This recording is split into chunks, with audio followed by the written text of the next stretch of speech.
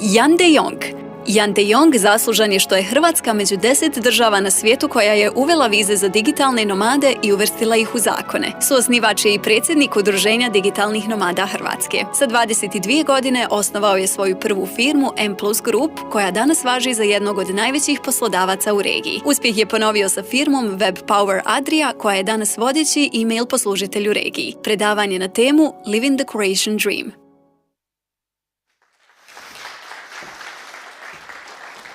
Dobar dan svima. Good afternoon. I would first of all like to begin with thanking the organization of it.reboot for inviting me to come over here to speak. So far I've only had a really great experience, such a warm welcome from all of you guys, so thank you so much for that. And I'm actually really grateful for the opportunity to be able to share a few words with you here today. And it's really great to see that most of the people in this room are younger than I am. A lot of young people in the room. That's really great. And the reason why I'm bringing it up is because, as you probably know, when I moved to Croatia 16 years ago already, the population over there was about 4.5 million. And today we are left with 3.88 million. And the same applies here in Bosnia-Herzegovina, where, if I'm not mistaken, I think over the past 15 years, population here has declined from approximately 3.7 million to 3.2 million.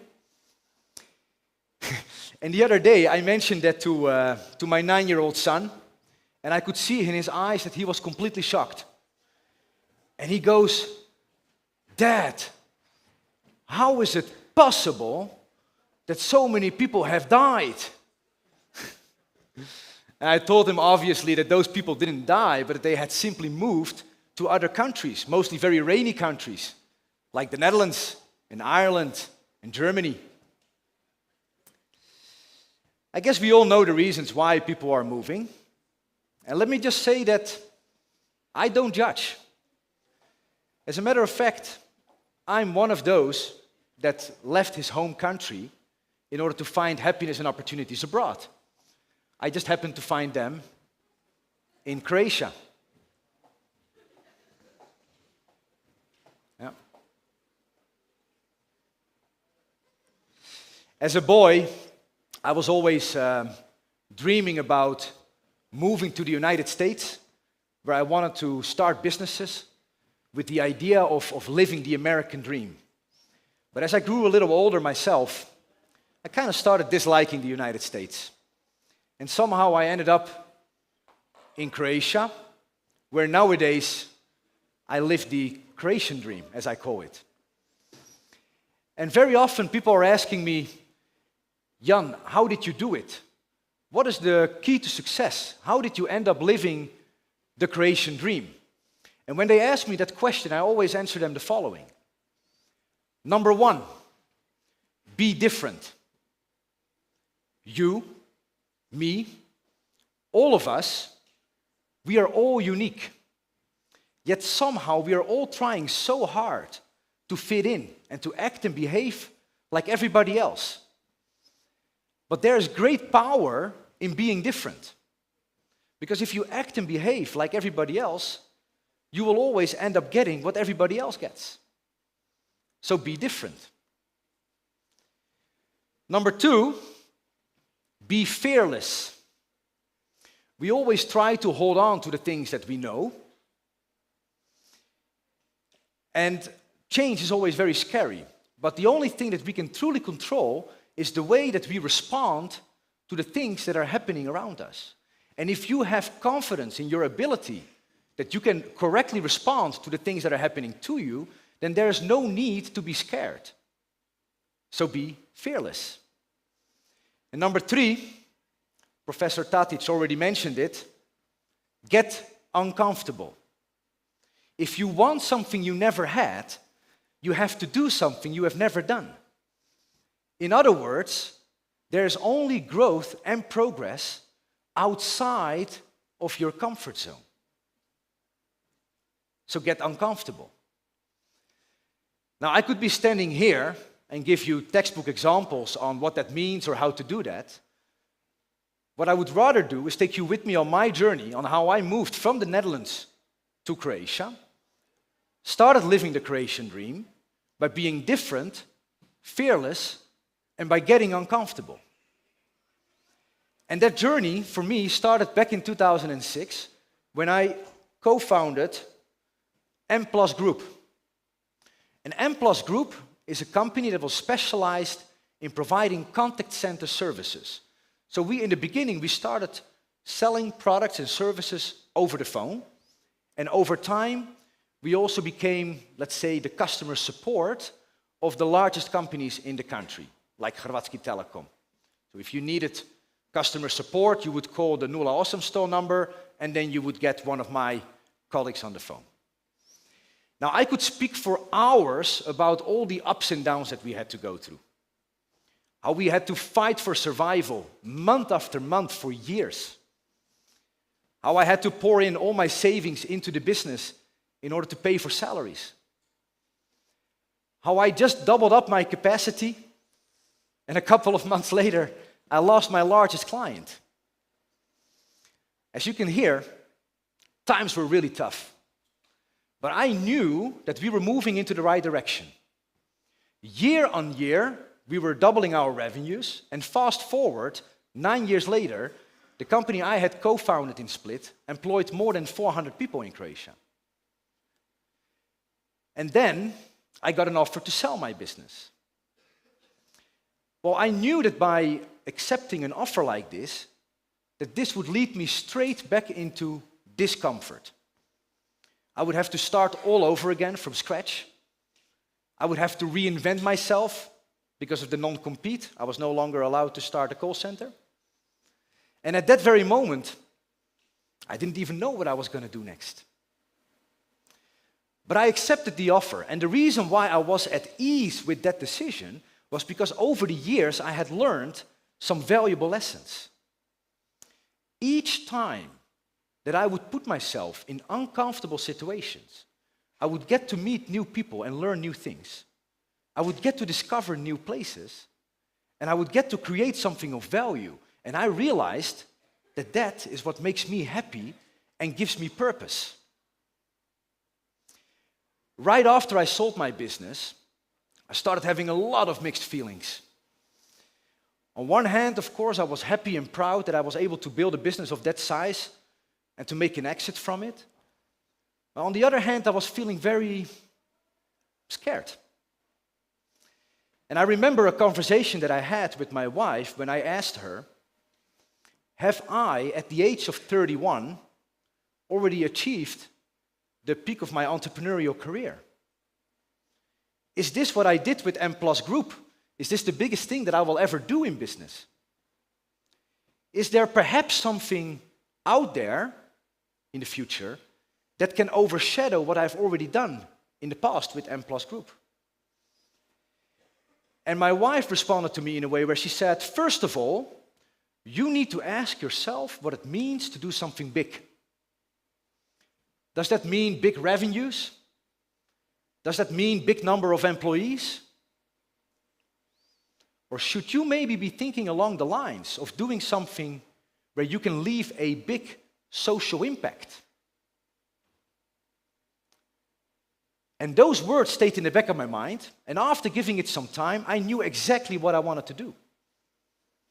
I wanted to put myself through hardship again, and through my entrepreneurial efforts, I wanted to do things where I could leave a big social impact on the country where my 4 children were born and where I had planned my future. So what to do next? The first thing I did next is I started a company called Webpower Adria. And just like in 2006 with the contact center, with Webpower Adria, we again enjoyed first mover advantage. Meaning that we were the first company locally present in the region to be specialized in email marketing and marketing automation. And during the first few years, this company was growing steadily, let's say in line with expectations. And then, just like with everybody else, all of a sudden, we got hit by this global pandemic, COVID, stuck in lockdown. And at that very moment, my pipeline looked phenomenal. I had huge companies ready to sign up for my services. And then the first phone call came. Jan, we don't know how this is going to develop with the global pandemic. For time being, we can't start working together. And then the second phone call came. Jan, we had to close all our shops. Right now, we have no need for any marketing services. We can't start working together yet. And I remember thinking by myself, how am I going to respond to this? And I started thinking real hard about my business and about this country, Croatia. Croatia, a country that for more than 20% of its GDP depends on tourism, meaning people coming into the country and spending their money here. Now, what would you do if all of a sudden those revenue streams, they dry up? And for myself, I made a parallel with what that would mean to, for example, a family. Let's say you get fired. What is the next thing that you do? In my opinion, if there is less money coming in, you need to make sure that there is less money going out. And the same thought I had about this country. If there is less money coming in, we need to make sure that there is less money going out. Especially not to be buying products and services abroad that we could be buying here, locally.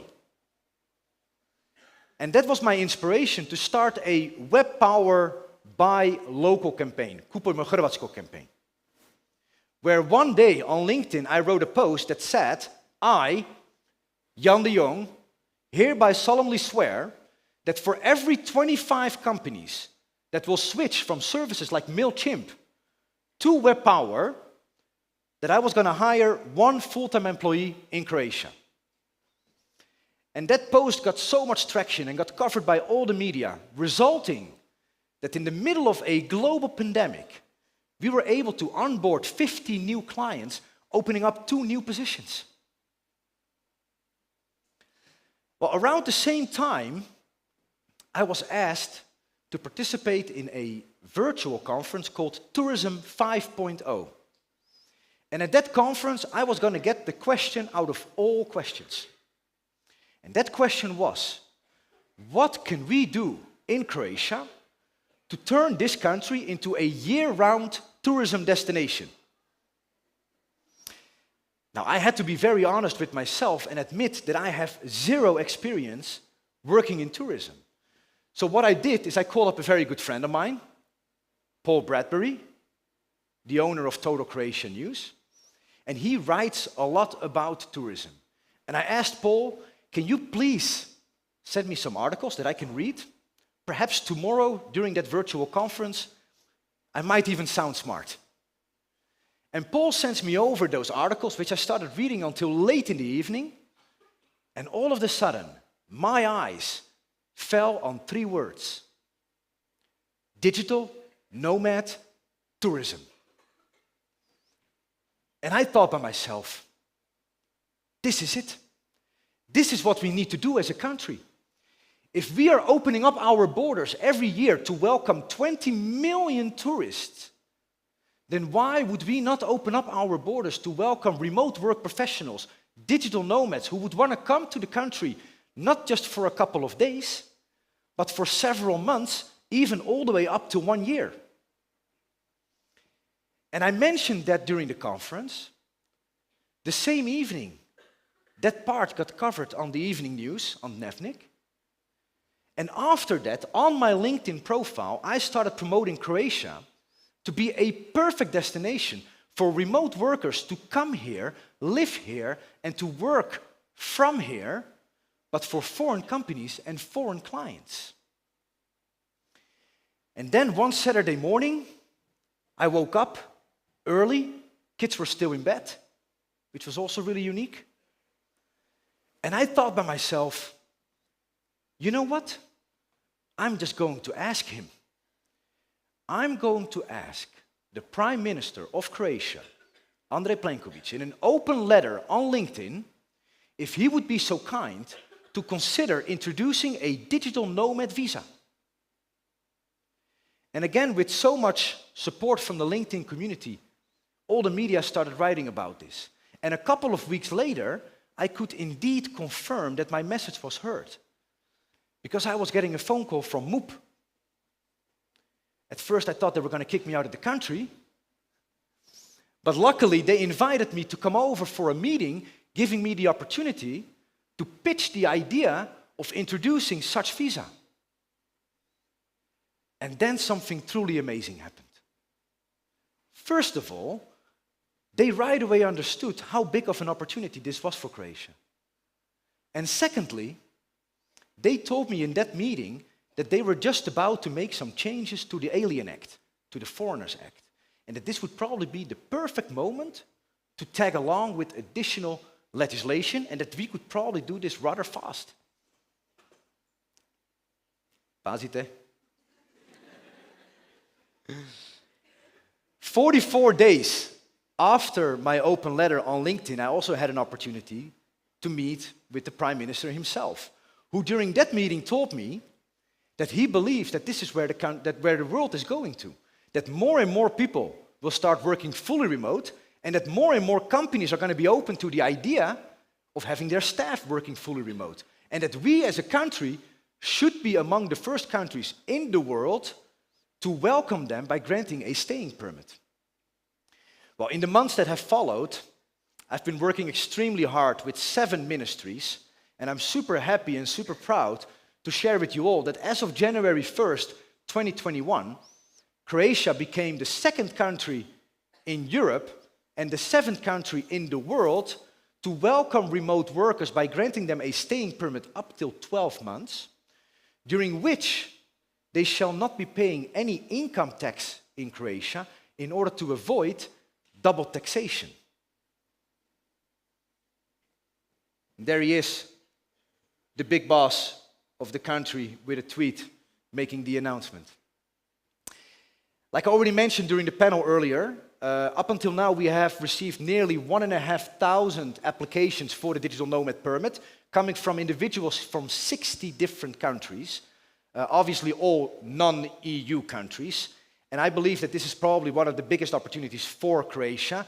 At this very moment, I think it's fair to say that at any given time, there's between 3,000 and 8,000 digital nomads in the country spending their salaries in our economy. Now you might wonder, Jan, where do you get the inspiration to do the things that you do? And the answer is very simple. I talk with people. And when I talk with people, I listen to their concerns. I listen to what they're not happy about. And I listen to what they believe we should improve or even start in this country. It is those people that open up my eyes and show me opportunities. Very often, it's not the experts that will come up with solutions, because otherwise they would have already done so. It's the people that are impacted the most by the problem that will eventually step up and start fixing things. Now, like I said, I talk with people. And when I talk with people in Croatia, there's always one subject that we speak very passionately about. And that subject is food. But when we speak about food, it's those people that tell me that we as a country are missing out on a great opportunity, which is that we should be exporting more. We should be feeding Europe, they tell me. Well, unfortunately, the reality is quite different. Way in the past, before I moved to Croatia, Croatia used to produce enough food to feed an entire region. And today, sadly, Croatia is not even producing enough food to feed its own people. And after that had been frustrating me long enough, I decided that it had to be me to step up. I wanted to bring solutions for a global problem, which is how to feed a growing world population in a nutritious, reliable, and in a sustainable way. Now, there happens to be one country known for bringing such solutions. And that country is the country where I was born and raised. It's the Netherlands. The Netherlands, with nearly 10,000 hectares of high-tech greenhouses, is after the United States, the second largest exporter of food in the world. And that country is smaller than Croatia in square kilometers. So I asked myself the question, if the United States can be first, if the Netherlands can be second, can Croatia perhaps be third? And that was my inspiration why I started a company called Crop Hrvatska. And with Crop Hrvatska, it is our mission to make sure that we depend less on importing food, and ultimately it's our goal to help turn Croatia back into a food exporting nation again, like it once was. And we are currently developing a project where we plan on building an 8-hectare, so 80,000 square meters, high-tech greenhouse in Virovitica. It's an investment of approximately 30 million euros, where we plan on producing tomatoes, cherry tomatoes, and this will generate approximately 100 jobs in a city that currently has one of the highest unemployment rates in the country. Now, before I leave this stage, there is just one other subject that I just want to touch upon.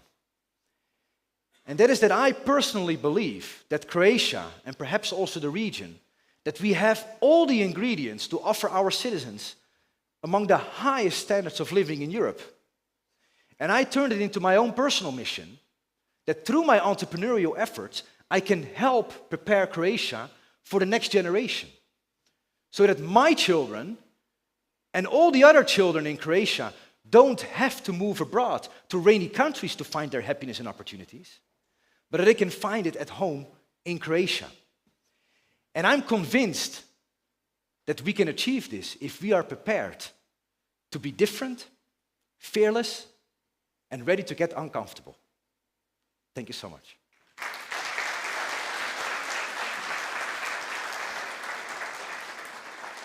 If you have questions, I'm happy to answer. Yeah.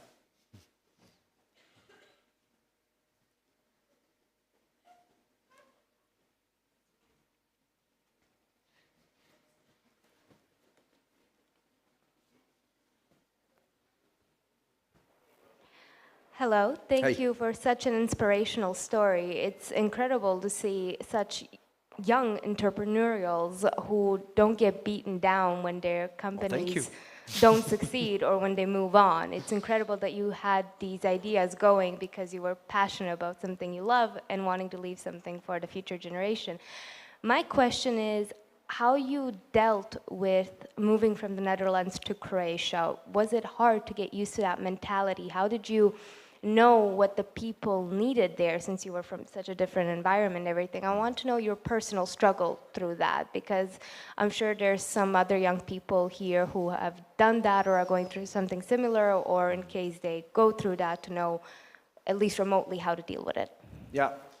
Well, I mean, I cannot deny that this was easy or difficult. I mean, this was really very difficult. But the good thing, I think, was that I moved when I was really young. I was 22 years old when I moved to Croatia. And I think that I was very adaptable. You know, one of the things that the Netherlands is very known for in our mentality is that we are very punctual.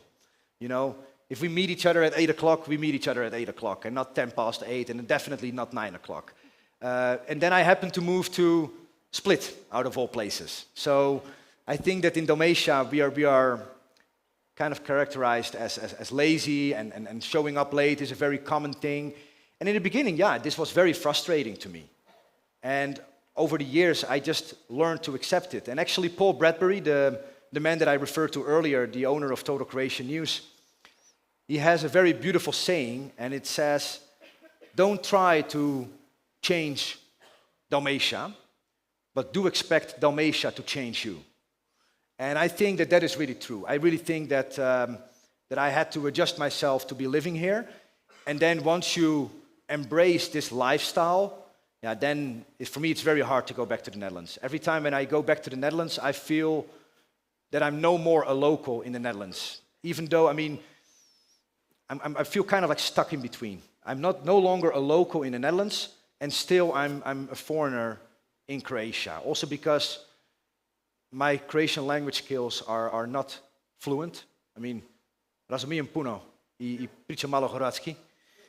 Still, yes, well, after 16 years, you know, could have perhaps been on a higher level, but it's a very difficult language, especially the grammar part. And I think that if you really want to fully integrate into a country, then learning the language is definitely something that is an important part of that. So I will always have a feeling of being a foreigner here in Croatia, but no longer a local in the Netherlands. Yeah. Thank you so much for that answer, and thank you for coming all the way here to share this inspirational story. Personally, it helped me a lot because I'm on an entrepreneurial journey, and this really opened my eyes in a different way. Thank you. When I look at the audience and I see so many young faces, it fills my heart, and I feel very blessed that I'm in a position to address you all and to speak about this, because you know what they say, the grass is always greener on the other side of the fence. And to me, Croatia or this region is that other side of the fence. And very often it's difficult for locals to understand what you have. And very often you will also see that once you would move to countries like Ireland or the Netherlands, you will actually come to see what you miss when you're back home in this region. And for me, this is a perfect region to raise a family. It's very safe, the lifestyle is amazing, and that's something that unfortunately I can't say about Western Europe. Yeah, anybody else? Okay. Is there any possibility that digital nomads will get Croatian citizenship after some time spent in Croatia? No, not through the digital nomad visa program. So this is not a pathway to citizenship. As a matter of fact, after 1 year, right now it's not possible to even renew the permit. So you have to leave the country for 6 months, and after that you can reapply. So no. Unless they find a partner to get married with, and then you can change your status. That's my biggest recommendation.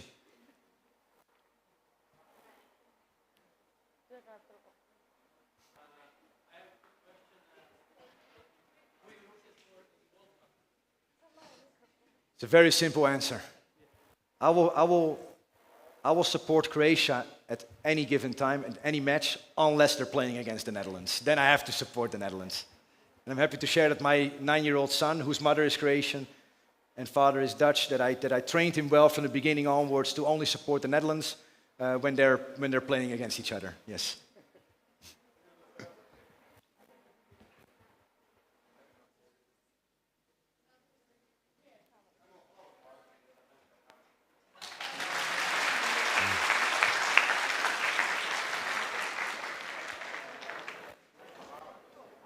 Well, firstly, I'd like to thank you for such a motivational speech. It really means a lot for us young people who are just starting our life journey to hear from such an ambitious point of view that we could be the changes in this world. So thank you so much. And also I'd like to ask you about your educational background, because you haven't mentioned that. And also, do you plan on starting any businesses in Bosnia or expanding already existing ones to our region? So I studied marketing at the University of Leiden. So I've always had a great passion for marketing and sales and business development. These are the things that I really enjoy doing. To answer your question about doing business in Bosnia-Herzegovina, as a matter of fact, about a year ago I was in Orašje. So that's on the, obviously, I mean, I don't have to explain you where that is. You should know better than I do. And there I visited a completely destroyed and abandoned greenhouse where they used to grow vegetables. And because of the floods that they had over there, everything got destroyed. And I'm speaking with the owner. She's very interested after she learned our plans with crop and that we want to build the greenhouses in Croatia. She's very interested in actually selling her property, her land to us so that we can make an investment there in rebuilding the greenhouse. And yeah, I mean, I think it's a great opportunity also because on that land plot there is actually geothermal heat.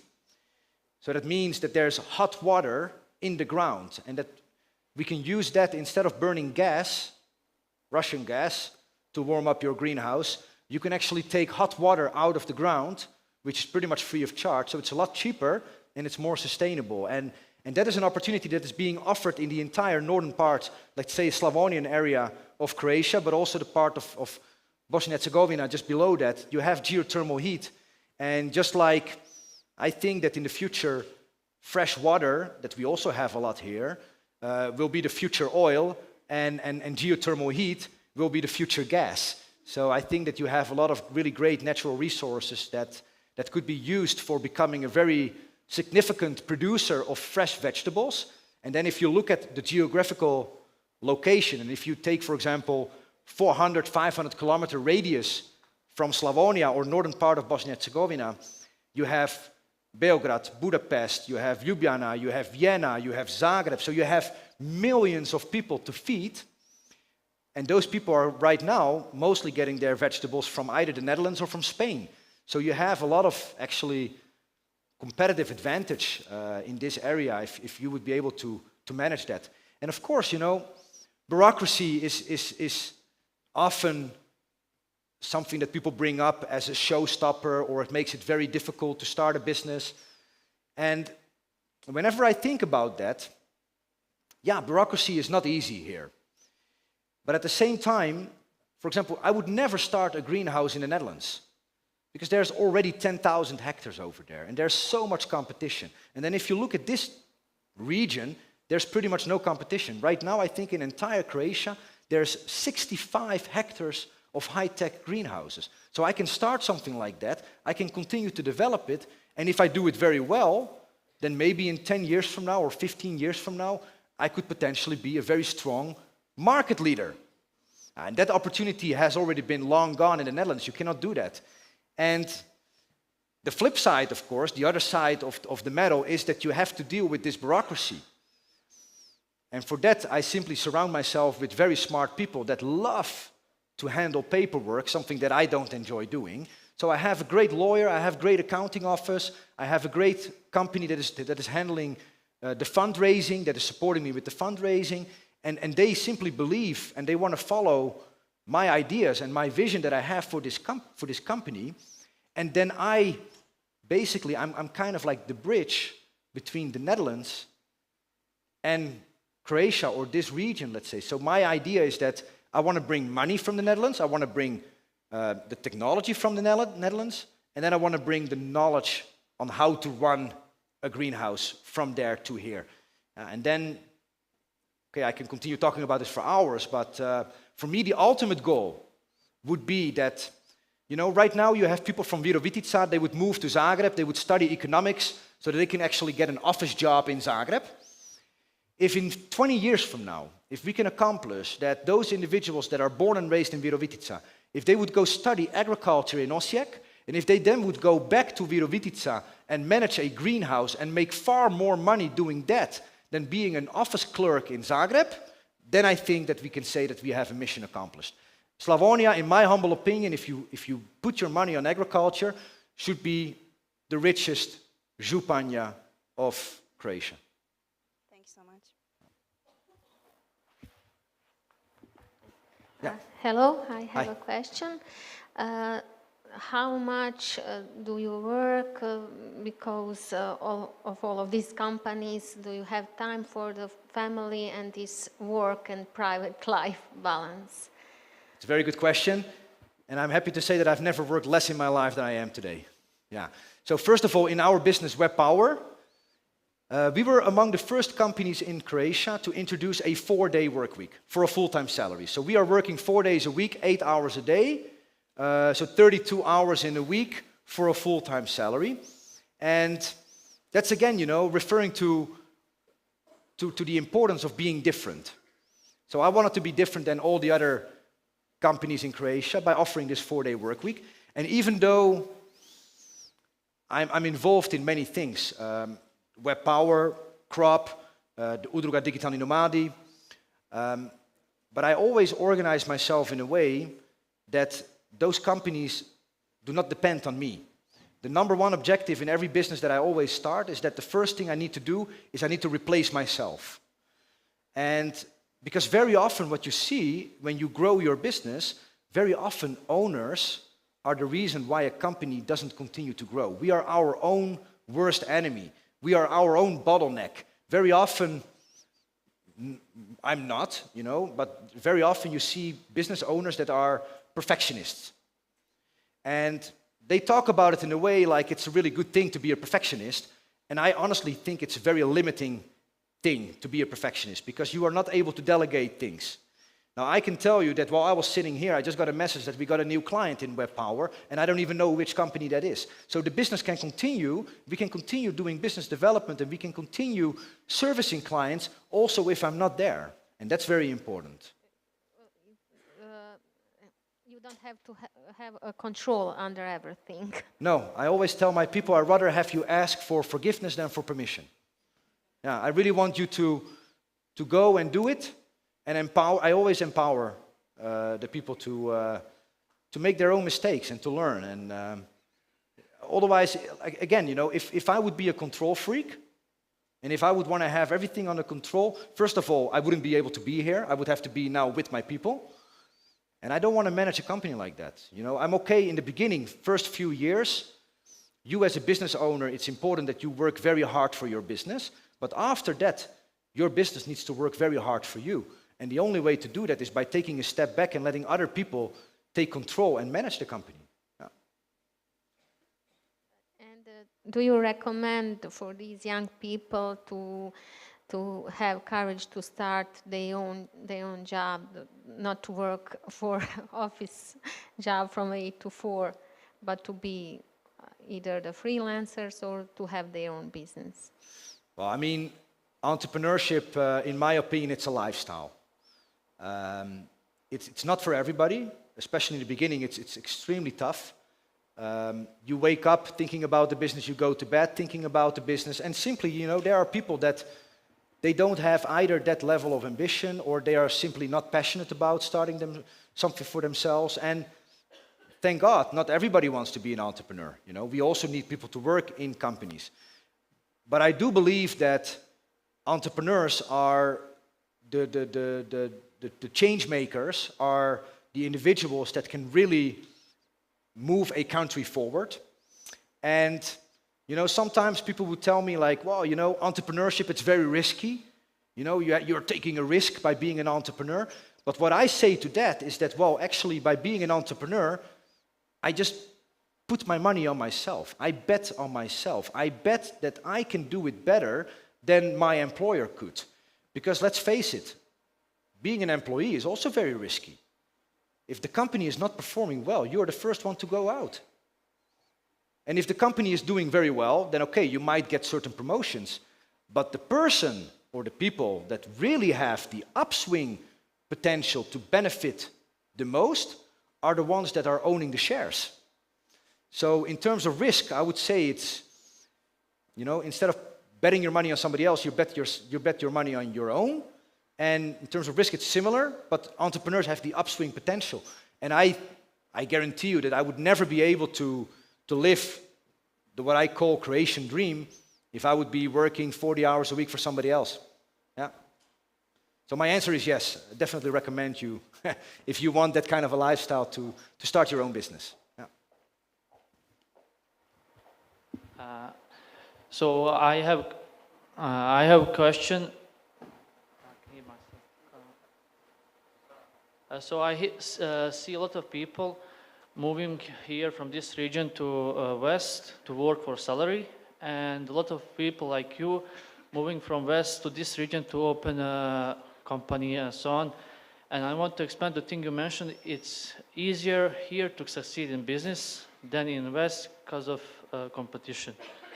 And why do you think is that way? So many people here, when they are moving to west, they are always moving for the job. Mm-hmm. I never saw somebody, okay, I want to go to Germany to open business or store. I want to go there for work, but so many people are like digital nomads or other people coming here, opening companies, working here, and do you know like why is the reason for that, and how can we use that to our advantage? Well, I mean, first of all, I think that starting your own business is never easy. Starting your own business in Croatia is very difficult. Starting it in the Netherlands is also very difficult. It's just difficult for different reasons. So in Croatia, you might have, for example, difficulties because of the bureaucracy. In some of the industries that I started, for example, in the call center business, I was among the first companies to do something like that. I couldn't hire anybody with experience. Now with Web Power, I'm again among the first ones, or maybe the first one, to start a business like that. When I looked for an email marketing expert, they didn't exist. So we have to educate our own people. You cannot just hire somebody with experience. Now with the greenhouse, I can't hire a master grower in Croatia. We need to educate. So that's very difficult. On the other hand, in the Netherlands, for example, you might have access to a lot of master growers or experienced employees in certain sectors. But in the Netherlands, you have very strong competition. And you have always competitors out there that have more money than you have. So you need to be very smart if you want to beat your competition there. And I mean, long story short, starting a business is hard. You just have to understand why it is hard. And if you understand the difficult part, or let's say what defines what is difficult to start a business in Croatia, then come up with solutions by, for example, hiring an accountant, a lawyer to handle with all the bureaucracy, so that I can focus on the product or the service, getting the right people on board, making sure that we provide great customer support, the right pricing strategy. These are also all very difficult things. But that's why you, as an entrepreneur, are focused on those elements. Yeah. Thank you. So my question is, what are the most important skills in entrepreneurship that we can easily find on the internet, maybe a course or tutorials? Oh, well, I'm not sure if I can recommend you any course, any online course, but for me, most important skills, I think you need to be agile, to be able to adjust yourself to what happens around you. And if you are able to maneuver in the right way, then I think that you have a very big competitive advantage. And then last as well, you need to trust people. And it doesn't mean that I've never been hurt in business, that people have never misused or abused the trust that I had in them. I mean, I've also had a colleague who stole 20,000 euros from our business, you know, but does that mean that I can never trust somebody else anymore? No, you know, I mean, I always believe in the good of people, and for me, the trust part will stop once they prove me wrong, that they cannot be trusted, but I always have faith in people that you hire. And yeah, like I already mentioned also in the previous question, if you want to be able to continue scaling your business, you need to make sure that your business doesn't depend on you. Yeah. Thank you. Thank you.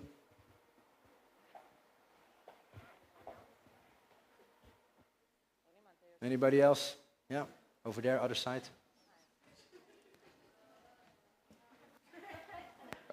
I just wanted to know, have you enjoyed your time in Bosnia, and do you think this country has any potential whatsoever?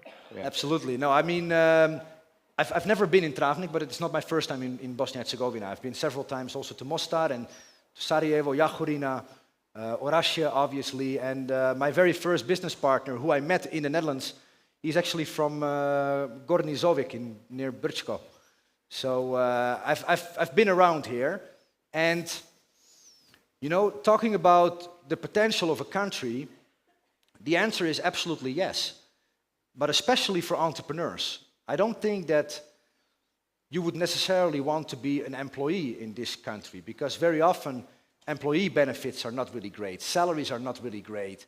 And then if you look at, for example, things like the cost of real estate per square meter, I mean, I was talking about it yesterday, like an apartment here, it's like 1,000 euros per square meter, right, approximately. And then if you look at the salary here, which would maybe be 500 euros a month, that's already, like, I think, around the average. It pretty much means that you have to work 6 months and not eat anything so you can afford yourself a toilet. You know, these are not favorable things. These are not good things. The most successful people in Croatia, I can say, are actually those that are offering products and services abroad. So they're selling their products and services abroad, not so much in the country itself. I think that, this country obviously has plenty of problems. But at the same time, what is really entrepreneurship all about, it's about fixing problems. And if you fix a lot of problems, and if you fix really big problems, then you can build a very big business with that. And instead of just looking at the problems that we are facing in this country, or in Croatia for that matter, just like I do, I look at problems as a business opportunity. The only thing is that you just have to wait or look. The problem needs to find the right entrepreneur. And once the right entrepreneur meets that problem, and they start working together and they start fixing it, that's when big companies turn out. And that has been actually my entrepreneurial story from day one.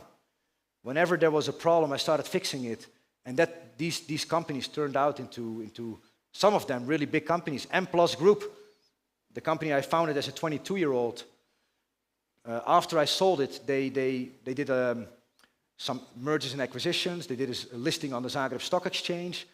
And this company today is doing more than 150 million euros of revenue per year and employs more than 12,000 people.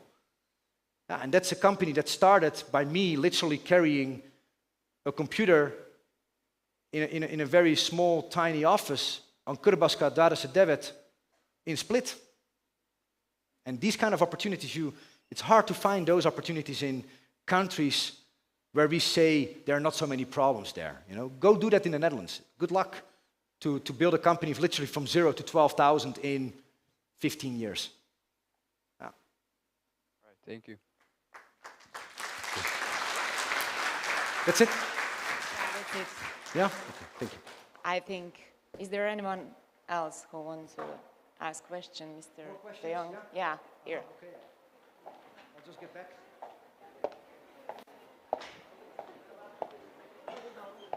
Aha, okay, I thought this was the end. Usually when people start clapping, they want me to leave. Hi, thank you for this inspirational speech and everything you showed us today. My question is, who was your biggest inspiration and biggest support throughout all these years? Well, then I would have to refer to my mentors. And actually over my life, I've had several mentors. When I was 17 years old, I started working for M+ Group in the Netherlands as a call agent. And then over the time, I got promoted to be a supervisor and a call center manager. And there I had one mentor who taught me everything that I needed to know about how to start and run a contact center business. And those skills and everything that I learned from him, I was able to apply that in Croatia and build a very big business with that. And then my other business partner, for example, Mato, he is this serial entrepreneur who just continues starting businesses. And he's really a genius in terms of ideas, but he himself is not very good in the execution.